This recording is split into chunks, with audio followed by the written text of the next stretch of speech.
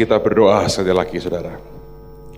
Tuhan, hamba-Mu menyadari kalau bukan Tuhan yang membuka mata rohani kami, tidak ada satupun di antara kami yang sanggup mencerna bagian yang paling sederhana sekalipun dari firman-Mu. Tapi kami tahu, kalau Engkau yang membuka mata rohani kami, sesuatu akan terjadi. Ubah kami dari dalam, Tuhan. Sebab perubahan dari luar akan sangat terbatas. Tapi kalau Roh-Mu mengubah kami dari dalam, itu yang membuat kami jalan dalam kemustahilan dan keajaiban yang manusia tidak akan pernah bisa mengertinya. Ini waktunya Tuhan, Kau bangkitkan umat-Mu dan jemaat-Mu dan gereja-Mu. Kami bersyukur karena Engkau baik. Biar roh hikmat, roh wahyu, dan roh pengertian turun di tengah-tengah kami. Dan biar nama Yesus dimuliakan oleh firman-Nya sendiri. Di dalam nama Tuhan Yesus. Semua berkata, amin. Mari kita buka firman Tuhan. Saya ingin mendasari dengan satu ayat dalam Injil Yohanes pasal yang ke-8. Ayat yang ke-32.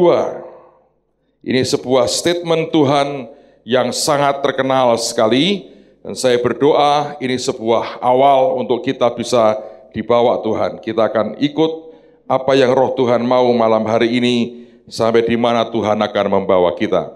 Yohanes pasal yang ke-8, lihat pada ayat yang ke-32.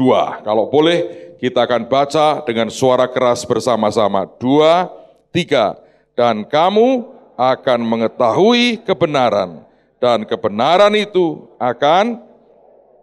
Siapa yang percaya bahwa kebenaran memerdekakan kita? Lambaikan tangan saudara. Salah. Siapa yang bilang? Alkitab berkata, dan kamu akan mengetahui kebenaran, dan kebenaran itu, artinya kebenaran yang kamu ketahui, yang bisa membuat kalian merdeka, dan saya merdeka. Buktinya kebenaran mengatakan, hanya di dalam Yesus orang diselamatkan.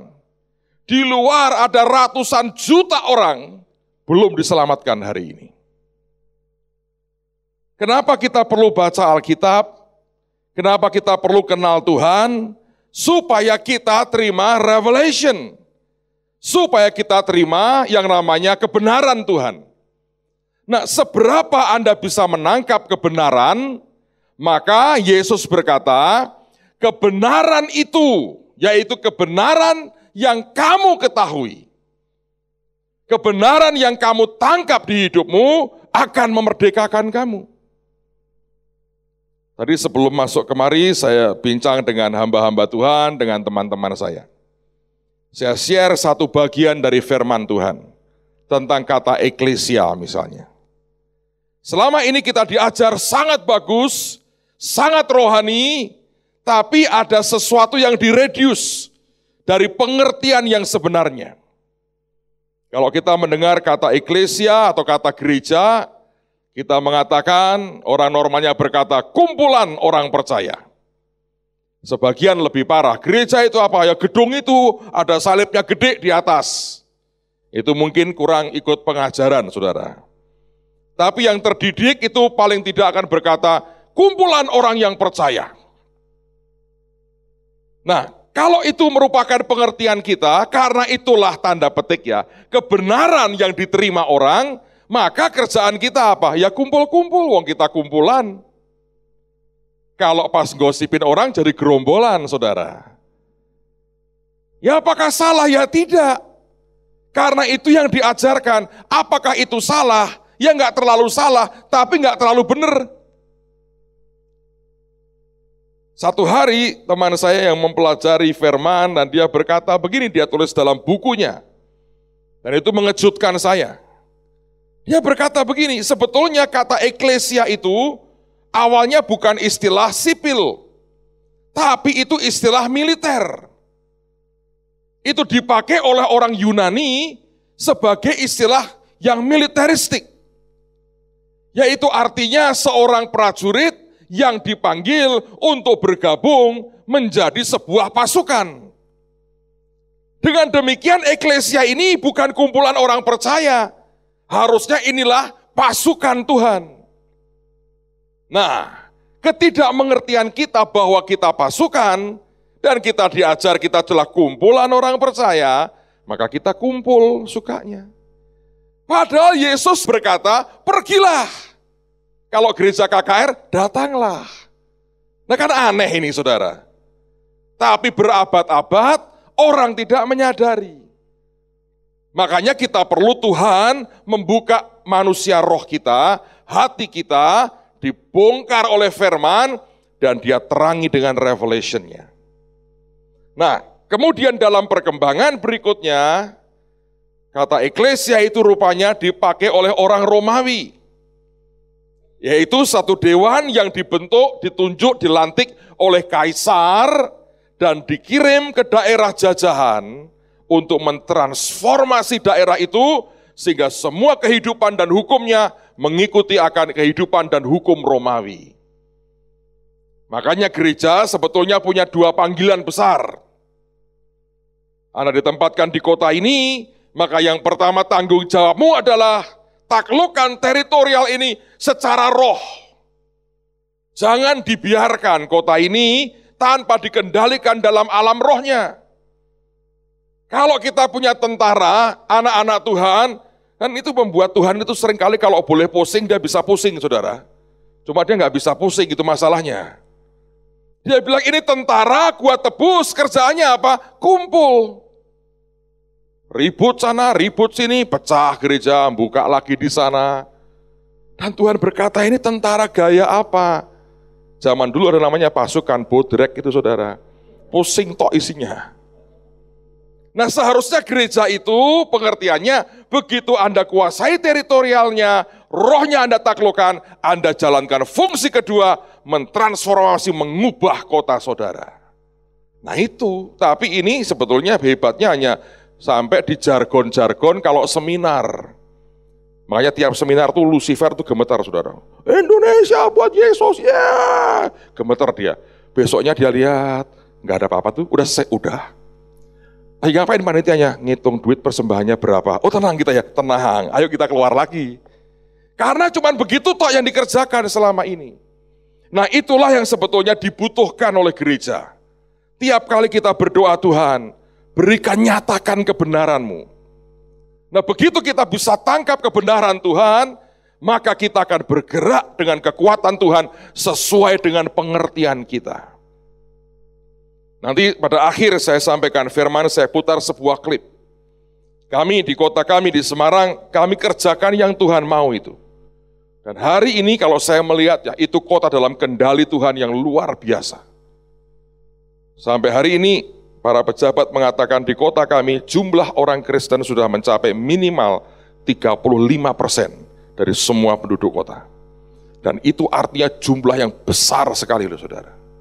Dan oleh karena Injil bergerak dengan ajaib tiap hari, ada orang-orang yang selalu dimenangkan dan dibawa datang kepada Tuhan Yesus. So, siapa yang ingin supaya hari ini ada kebenaran ilahi yang turun dalam hidupmu, lambaikan tangan saudara. Bukan jebakan yang ini saudara, ini serius sekali. Alright, sekarang mari kita lihat akan firman Tuhan. Saya mau ajak kita lihat beberapa ayat firman. Saya berdoa firman hari ini akan jadi revelation buat kehidupan kita. Lihat Kejadian pasal yang keempat, ayat yang pertama sampai dengan ayat yang kelima saja. Saya ingin tunjukkan satu sisi yang mungkin kurang mendapatkan perhatian kita selama ini. Kejadian pasal yang keempat, ayat yang pertama sampai dengan ayat yang kelima. Kemudian manusia itu bersetubuh dengan Hawa istrinya dan mengandunglah perempuan itu. Lalu melahirkan Kain. Maka kata perempuan itu, aku telah mendapat seorang anak laki-laki dengan pertolongan Tuhan. Selanjutnya dilahirkannyalah Habel, adik Kain, dan Habel menjadi gembala kambing domba, Kain menjadi petani. Setelah beberapa waktu lamanya, maka Kain mempersembahkan sebagian dari hasil tanah itu kepada Tuhan sebagai korban persembahan. Habel juga mempersembahkan korban persembahan dari anak sulung kambing dombanya, yakni lemak-lemaknya. Maka Tuhan mengindahkan Habel dan korban persembahannya. Tetapi Kain dan korban persembahannya tidak diindahkannya. Lalu hati Kain menjadi sangat panas dan mukanya muram. Saudara, yang diterima Tuhan itu pertama-tama bukan persembahannya, tapi orangnya. Ya kan? Alkitab berkata, Habel dan persembahannya diindahkan Tuhan. Tapi Kain dan persembahannya tidak diindahkan Tuhan. Nah, kenapa kita baca, kita ingin memahami ini? Karena ini ada satu hal, saya bertanya gini, Tuhan, kenapa? Dua orang ini pada waktu kejadian itu tidak kelihatan jahatnya, si Kain nggak kelihatan. Dia kerjanya sebagai petani, Habel sebagai penggembala domba. Ada banyak hal yang kita bisa pelajari. Tapi satu di antaranya, ini gambaran. Karena begini ya, perjanjian lama itu merupakan shadow, perjanjian baru merupakan substance-nya. Jadi kalau kita membaca perjanjian lama, kita harus mengerti ini ada banyak gambaran ini. Nah, saking kayanya Alkitab dan perkataan dan kebenaran Tuhan, maka keluarlah banyak story yang kita bisa lihat dari 7-8 sisi yang mungkin bahkan ribuan sudut yang berbeda-beda. Nah, cerita ini saya mau mulai dengan satu pengertian begini. Apa bedanya Kain dengan Habel? Sebelum Kain marah, sebelum dia bunuh Habel, maka Alkitab itu menunjukkan sesuatu. Nah, seringkali firman itu begini, saudara. Ada banyak hal yang tersembunyi yang Tuhan mau bicara kepada kita. Dan tidak ada satu bagian pun dari firman yang meaningless, yang tanpa arti. Semua itu sebetulnya ditata Tuhan. Bahkan kalimat demi kalimatnya, di dalamnya ada truth, ada kebenaran Tuhan yang ajaib sekali. Kalau Anda jeli membaca, ini ada hal yang aneh. Alkitab bicara soal kelahiran, ya. Ayat pertama, kalau kelahiran, yang pertama diceritakan Kain yang duluan. Selanjutnya dilahirkan Habel, adik Kain. Tapi begitu bicara profesinya, aneh. Di ayat yang kedua dikatakan, dan Habel menjadi gembala kambing domba. Kain menjadi petani. Kenapa enggak berkata begini? Kain menjadi petani dan Habel menjadi gembala kambing domba. Anda kalau membaca firman kan enggak peduli kan? Baca aja ini apa artinya apa? Enggak ada bedanya, ada. Sesuatu yang tiba-tiba dibalik oleh Tuhan. Dia mau berkata begini, ada yang lebih baik. Dua ini seharusnya kan petaninya dulu disebut karena Kain kan anak pertama. Ini belum ada kejahatannya sama sekali loh saudara.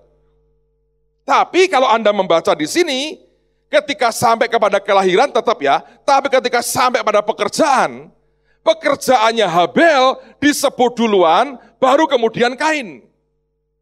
Ini bicara mana yang Tuhan lebih suka. Ya kan? Bisa nangkep nggak? Nah, apa bedanya Pak? Menggembalakan dan jadi petani. Nah buat kita apa urusannya Pak? Saya kambing nggak punya, ayam pun tidak punya. Anjing saya punya, tapi tidak menggembalakan anjing saya. Bertani apalagi Pak? Nanam bunga mati melulu. Apa hubungan sama kita? Ingat, perjanjian lama merupakan shadow, bayang-bayang. Nah, saya mau jelaskan buat saudara. Apa bedanya orang jadi petani dan orang jadi gembala kambing domba? Orang yang menjadi petani, itu orang yang menetap. Dia melihat tanah yang subur, kemudian dia garap, dan dia menetap. Dia berhenti, dia stop. Dan dia tiap hari kerjanya, dia tungguin akan hasil pertaniannya, ladangnya, atau sawahnya. Ya kan? Lihat petani itu. Ada waktunya dia kerja, ada waktu dia tanam, sisanya adalah dia nunggu. Jangan sampai burung datanglah dan sebagainya. Thank you. Nah itu yang dia kerjakan. Dia berhenti di sebuah tempat dan dia mengolah tanahnya dan dia tunggu hasilnya. Tapi orang menggembalakan kambing domba, dia akan selalu jalan. Baca di Alkitab tuh. Dia tidak pernah berhenti, dia akan terus jalan, dia jalan, dia jalan, dia jalan, dia jalan. Dan Tuhan mau berkata, dengerin baik-baik. Kalau umatnya bisa dibuat berhenti seperti itu, iblis sudah menang besar. Kalau umatnya tidak pernah mau bergerak lagi, dan dia sudah mendapatkan tanah yang subur, dan dia puas, dan dia berhenti di situ, maka Tuhan berkata, kerajaanku tidak akan pernah tambah besar. Dan ini sebetulnya jebakan buat banyak kehidupan Kristen. Kita di sebuah titik pada awalnya bisa begitu berapi-api.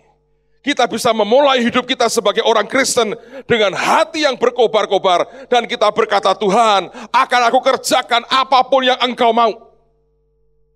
Tapi kemudian dalam kenyataannya, kita menemukan sebuah lokasi yang nyaman. Dan kita berkata, sekarang aku punya pekerjaan, sekarang aku punya rumah. Dulu teriak-teriak ke Tuhan doa puasa karena gak dapat jodoh. Sekarang sudah kawin, anaknya sudah 2, punya mobil sendiri. Apalagi? Aku tungguin ini, kegerakan, yaitu masa lalu lah. Yang muda-muda melanjutkan, biarkan kami berhenti di sini. Seperti Terah yang hanya berhenti di Haran, seperti sebagian suku Israel, begitu lihat akan sebagian tanah Kanaan di luar Yordan berkata, ini tempat baik, kami berhenti ya di sini, tidak usah masuk Kanaan. Dan hari ini banyak orang percaya dan banyak gereja yang merasa sudah sampai. Padahal itu belum Kanaan yang sebenarnya. Dan kita tidak pernah bisa menyadari bahwa Tuhan yang kita sembah adalah Tuhan yang bergerak, bukan Tuhan yang berhenti. Peristiwa ini ketika saya baca ayat ini, saya bilang, Tuhan, ada sesuatu di dalamnya. Dia berkata, ya. Kenapa soal profesi ini aku balik? Aku bicara soal menggembalakan kambing domba. Oleh karena itu aku, aku Tuhan yang dari zaman ke zaman bergerak. Dan apa yang hari ini di gerejaku ada, belum mencapai kesempurnaannya. Aku masih mau bergerak lagi, membawa lebih banyak orang datang kepadaku untuk diselamatkan dan menghadirkan kerajaanku. Tapi berapa banyak anak-anakku yang tidak pernah tahu itu, berkata, aku sudah sampai. Saudara, beberapa tahun lalu ketika Tuhan perintahkan kami untuk bangunkan gedung gereja kami. Dan Tuhan berkata, buat untuk 12.000 tempat duduk. Saya sebetulnya yang paling saya ngeri itu bukan duitnya, saudara. Yang saya berkata begini, Tuhan, bagaimana itu ngisi kursinya dengan jiwa-jiwa?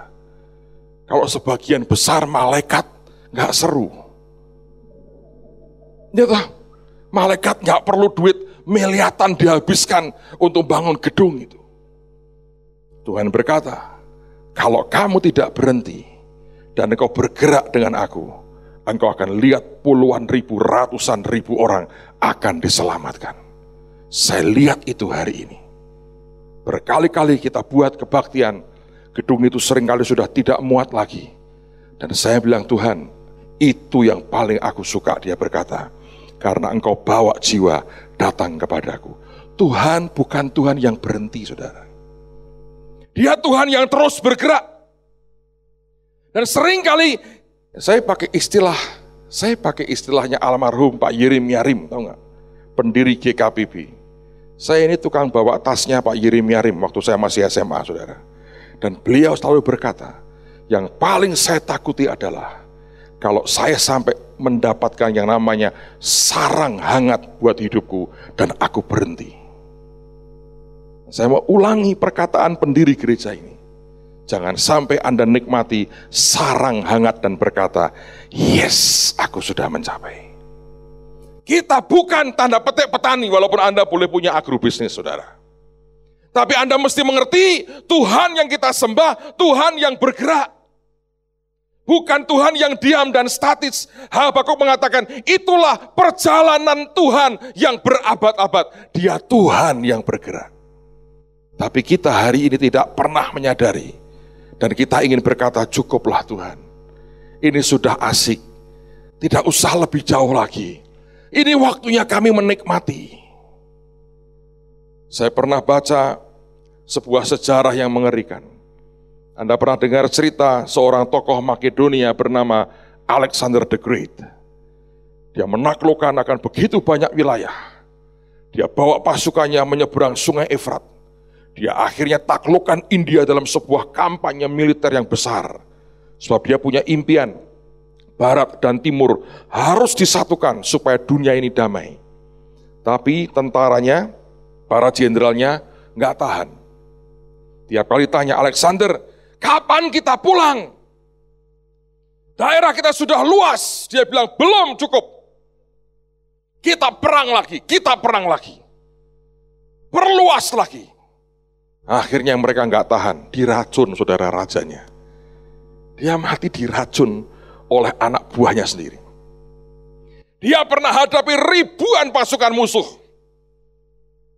Dan dia menang. Dia lengah, diracun oleh anak buahnya. Dan hancur kerajaan yang dia bangun. Sebab manusia cenderung begitu. Siapa yang pernah ke Israel? Angkat tangan saudara. Siapa yang pernah ke Gunung Tabor, lihat Gunung Kemuliaan Configuration? Pernah? Yang naik harus turun ke bus, naik ganti taksi yang itu kan? Ada berapa gereja dibuat di situ? 3 kan? Gede kan? Nyambung. Untuk Yesus, Musa, Elia. Itu bebal enggak manusia? Waktu Yesus di situ nih, dia bawa 3 muridnya. Petrus ngomong begini, Tuhan betapa indahnya tempat ini. Kalau engkau boleh izinkan kami bangun 3 kemah. 1 untuk engkau, 1 untuk Musa, 1 untuk Elia.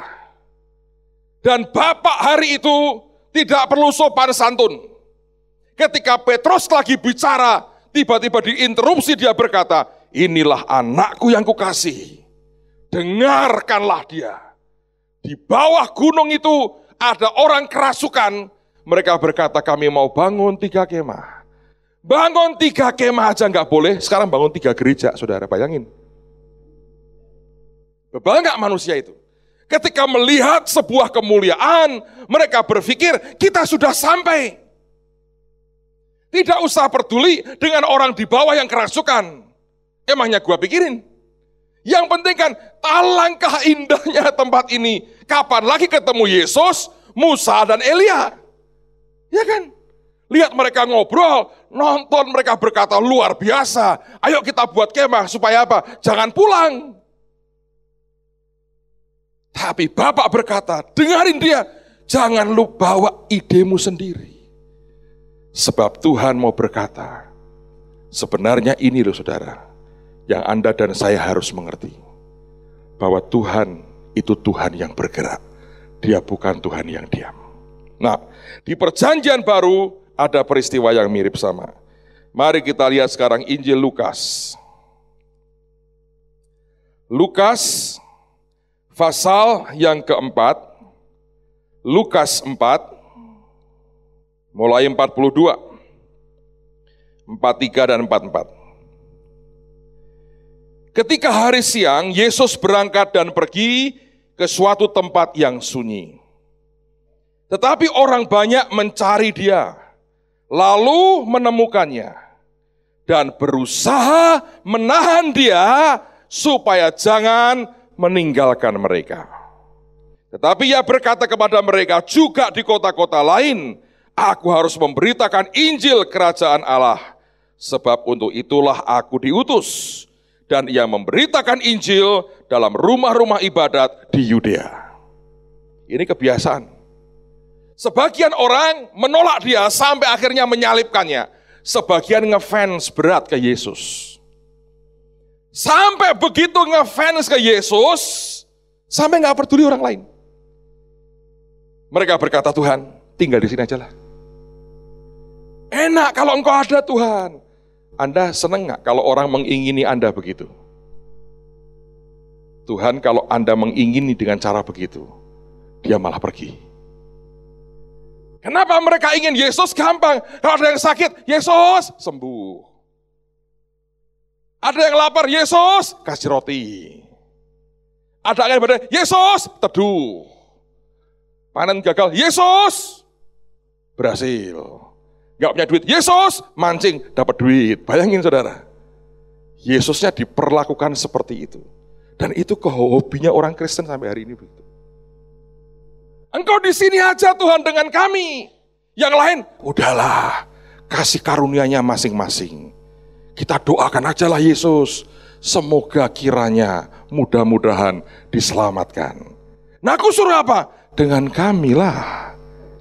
Jangan khawatir, nanti kami kasih makan yang paling enak. Bayangin. Mereka berusaha menahan dia supaya jangan meninggalkan mereka. Tapi Tuhan berkata, aku Tuhan yang bergerak. Menurut saya tidak berlebihan ketika Natal dia ngomongnya sama orang Majus yang jauh supaya bergerak menemukan dia. Yang kedua kepada gembala. Bukan kepada petani yang sedang bekerja. Ya maaf, ini negara agraris, tapi bukan itu maksud saya. Dia Tuhan yang berkata, aku ini Tuhan yang bergerak. Nah, apakah kita bergerak? Atau kita puas sebetulnya dengan semua yang ada pada kita? Saudara, dan ini konsekuensinya bisa serius sekali. Satu hari ada seorang hamba Tuhan datang ke Semarang. Dia betul-betul ngotot, pengen ketemu. Saya bilang, Pak, saya ini besok memang di Semarang, tapi aku lagi buat acara. Hari itu kami menyiapkan sebuah acara besar. Kalau Anda tahu di Semarang itu ada lapangan Simpang 5 yang gede. Dan kita dari pagi kita buat pengobatan gratis, kita buat pasar rakyat, dan sore saya buat KKR kesembuhan. Dan kita berdoa supaya ada ribuan orang diselamatkan. Dan dia bilang, Pak, saya butuh desperate, Pak, saya butuh betul-betul mau ketemu, saya pengen ketemu. Dan akhirnya dia datang, saudara. Dan kita ngobrol sambil saya kerja, saya ngecek semua persiapan teman-teman yang kerja dan sebagainya. Dari pagi sampai malam dia ikut, dan dia tadinya mau pulang sore sampai ditunda, dia ikut acara sampai besoknya baru dia pulang. Intinya cerita cuman begini, saya ini menggembalakan sudah belasan tahun, Pak. Dan dia berkata gini, ya jemaat ya ada, oke lah, nggak terlalu parah sekali. Tapi ada sesuatu yang saya rasa hilang, Pak. Betul-betul kami ini tidak ngalami yang namanya hadirat Tuhan. Saya takut kehilangan Tuhan. Wah, saya kaget. Karena omongan seperti ini langka, saudara. Saudara, saya beritahu ya, Tuhan itu kalau melawat kita, dia datang itu mesti rame. Rame itu, Roh Kudus datang tuh rame. Tapi kalau dia undur dari kita, dia sopan. Selangkah. Dan kita nggak kerasa loh. Saul nggak kerasa, Simpson nggak kerasa. Tinggalin Tuhan. Ya tetap anaknya lah, mati masuk surga, senanglah surga banyak kaplingnya. Nggak dapat rumah ya dapat barak, satu kamar lumayan daripada ke neraka, dapatlah saudara. Tapi ini masalah. Nah, dia berkata begini, saya kalau ibadah ya Pak, sudah kayak datar aja, sudah nggak ada apa-apa. Nggak ada apa-apa. Kegiatan kami ya banyak, tapi ya datar aja. Saya kok nggak dapat ya Pak, apa yang Tuhan mau? Saya kok nggak bisa ngerti ya perasaan Tuhan. Saya kok nggak pernah ketemu dengan Dia ya. Ya saya diajari harus dengan iman, jangan dengan perasaan. Tapi saya nggak bisa memungkiri loh, ada yang kosong, yang flat, yang datar, yang seharusnya tidak begini. Dan dia bilang, saya nggak tahan lagi Pak. Kita ambil kerja nih. Dan tiba-tiba roh Tuhan berkata pada saya, baca nak, perumpamaan tentang domba yang hilang. Saya bilang, apa urusannya? Saya tunjukkan kepada saudara. Lukas 15.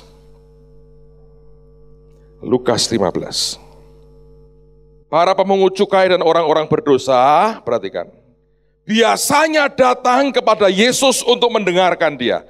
Ini artinya mereka nyaman gak sih dengerin Yesus?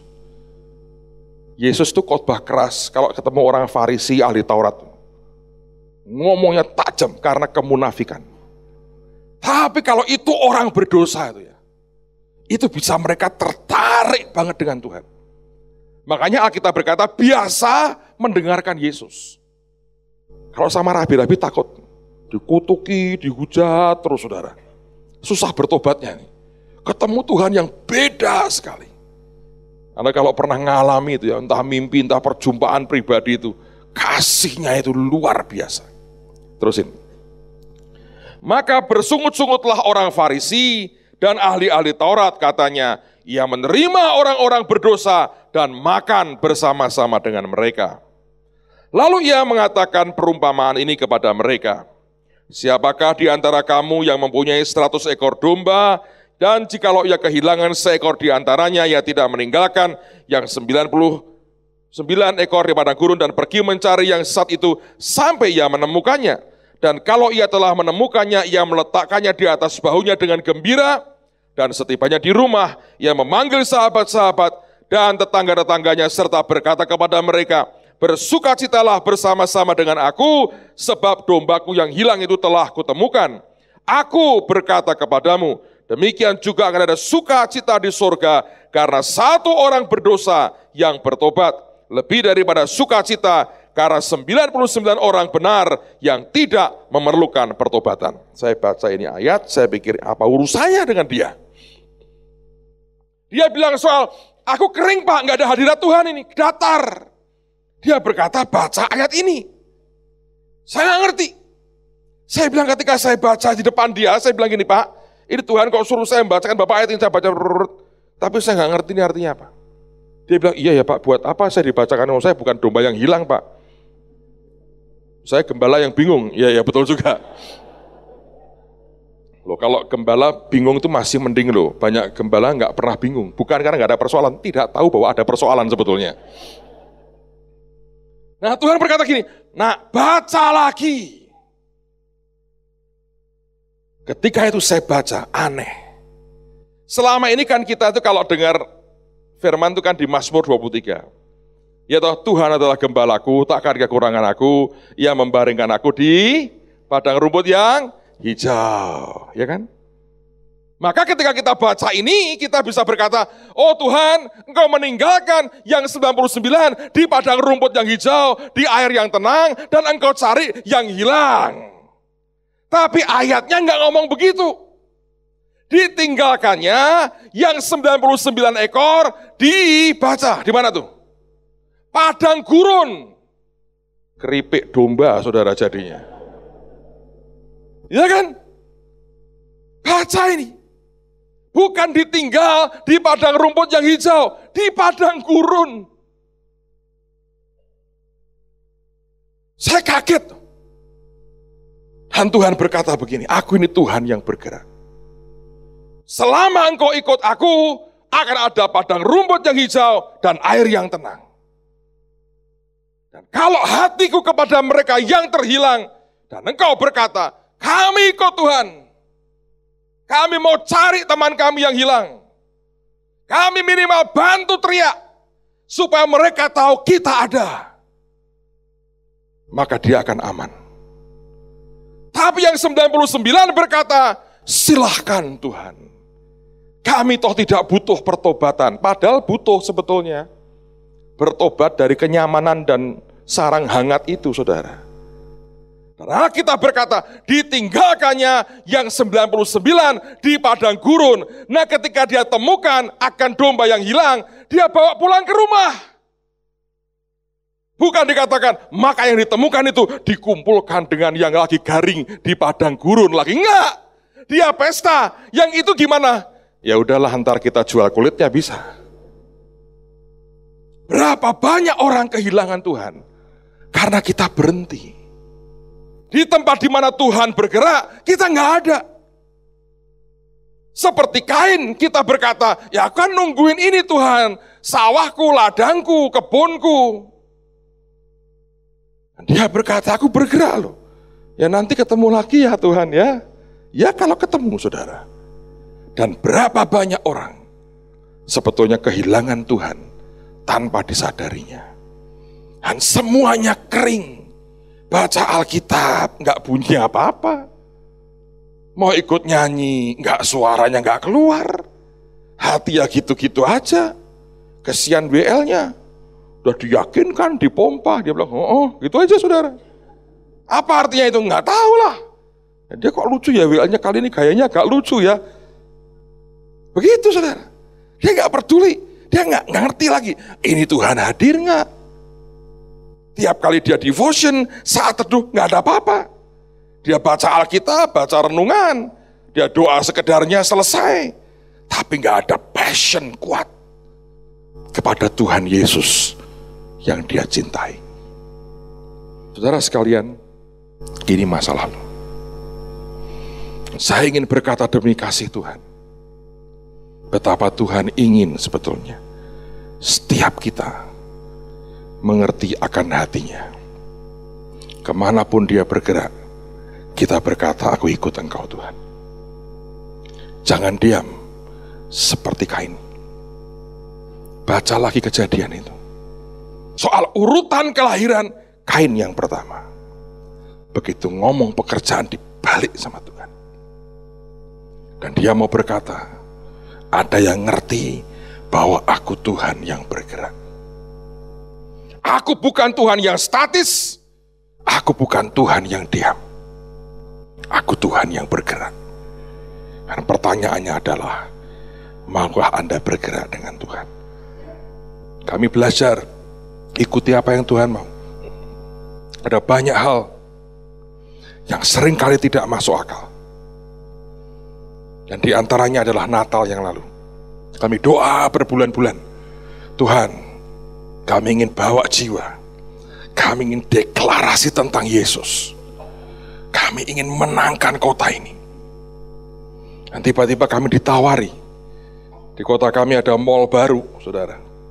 Dan mereka berkata, mau nggak bagian lantai pertama dasar itu, tengah yang gede, Anda boleh pakai, tidak usah bayar, 12 jam, jam 10 pagi sampai 10 malam, 3 hari berturut-turut. Terus kita boleh buat apa? Saya bilang, apa saja Pak. Bener ya, apa saja, apa saja. Yang punya bukan orang Kristen. Manajer marketingnya juga bukan orang Kristen. Kami ketemu, kita doa, terus kita berkata gini, oke, kita buat pohon Natal raksasa. Gede saudara, seperti roti tart sebetulnya sih. Gede sekian lapis. Dan kita berkata, ini namanya singing tree, pohon yang bernyanyi. Itu diiklankan di mana-mana. Dan selama 3 hari, kami nyanyi di situ, kami buat drama, kami buat seminar, kita nyanyi, kita muji Tuhan, kita proklamasi, kita tantang orang terima Yesus.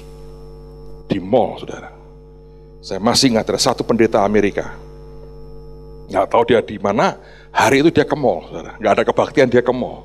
Dia lihat kita, dia kaget, dia bilang gini, bahkan di negaraku, kami tidak bisa seperti ini.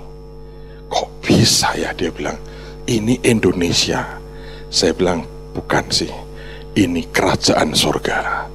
Ini tempat Yesus berdaulat. Amen, saudara. Dan pada waktu Natal, wali kota kami itu pasang baliho besar. Dan dia tanya, kami kan buat KKR, acara seminar besar. Temanya impian jadi kenyataan. Dan dia tulis selamat Natal dan menikmati pesta rohani, impian jadi kenyataan. Anda tahu kota bisa dikendalikan oleh karena anugerah Tuhan, karena berkat Tuhan. Kami itu masuk ya saudara, itu kan banyak toko kan. Jadi kita waktu pagi, begitu mereka buka, kita sudah di situ. Anak-anak ini dengan pakaian Santa Claus, dengan pakaian apapun, datengin mereka satu-satu. Kita bawa sesuatu lah, mungkin cuma permen atau apa.